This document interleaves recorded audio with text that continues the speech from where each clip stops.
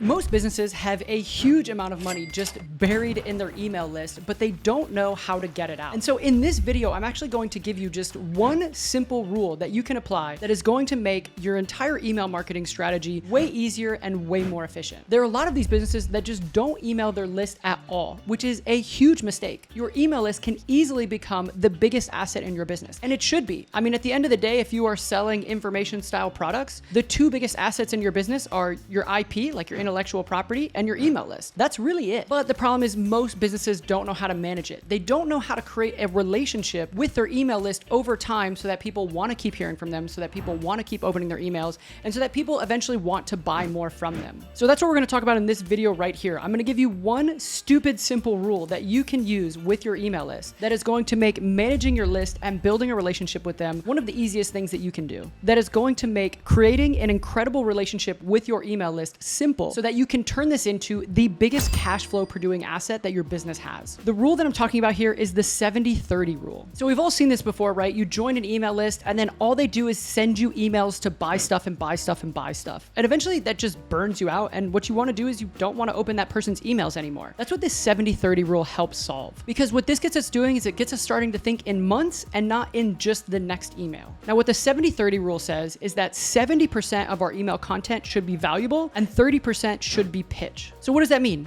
If you send 4 emails in a month, 3 of those should be value-based emails, and 1 of them should just be a super direct offer to buy. But now that same rule applies with individual emails. So in those 3 emails that you are sending, you can have 70% of that content be super valuable, but at the end, you can have a pitch to buy or take the next step. So what that ends up looking like is if we send 4 emails a month or 1 a week, we've got 3 very valuable emails, and then we've got a little pitch at the bottom, and then one of those emails is just going to be a super direct offer to move forward. Now, writing valuable emails shouldn't be hard. This should actually be like the easiest copy you write in your business because you're talking to people who already know you, they like you enough that they already joined your email list, they want to hear from you. So now what we need to do is just keep educating them, keep providing value. Some really easy ways to create valuable emails. Tell people the big mistakes that they're making. Tell them a story about how someone like you or one of your clients got from failure to success. Tell them how to recognize bad information. Tell them what something is not. Go ahead and break like a big common myth in your space. Tell them what not to do. Tell them why the other experts are wrong. Tell them your story. Tell them how you got to where you're at. Give them a client story. I love sharing client stories because it shows how someone got a transformation from working with you. And then just tell them anyone's story, even if it's just like one of your mentors, someone you know online, one of your friends, it really doesn't matter. All of these can lead to a valuable email, and you can have some kind of valuable insight in the email when you write it. But then there's going to be some kind of logical next step to move forward. So you can make a soft pitch or put in the PS line an offer to move forward when they're ready. Sometimes we will use links, like, so we'll, hey, click on this link if you want to buy this product, book this call, move on to this next step. Sometimes we'll just put reply here. So like, hey, if you're interested in some help with this, go ahead and just reply to this email. Honestly, usually some of the only times we don't have a specific call to action to move on to the next step in our email is if we are intentionally using that email to tease what's coming next. So maybe we've got an offer that we're making in the next email that we know is going to be really big and we want to tease that offer, or we know we have a special promotion coming up because sometimes we'll do those like once a quarter where we've got some kind of special offer that we want to make. And so we know that's coming up, and what we'll end up doing is just kind of teasing out those emails for the ones a couple of emails before that. But what you can see if we use this 70-30 rule is that 70% of our emails are actually just really valuable educational content. So we're not just hitting someone over the head with the buy my stuff hammer, but we're actually providing value, and we're getting them to want to open the next email to see what they can learn, to see what insights they can gather, and to grow that relationship with you. But then we're also continuing to make offers. So we're not just sending out content emails for the sake of sending out content emails. We're making an offer. We're telling them how they can move forward when they're ready. And when you do this, what we see is that we get people who open our emails for years at a time, and then they end up buying way later. We can see this with the high ticket offers that we manage. We've got people who joined our list 6 months ago, 9 months ago, 18 months ago. They don't open all of our emails, but they open some of them. And usually what happens right before they buy is we send out an email that got them to open,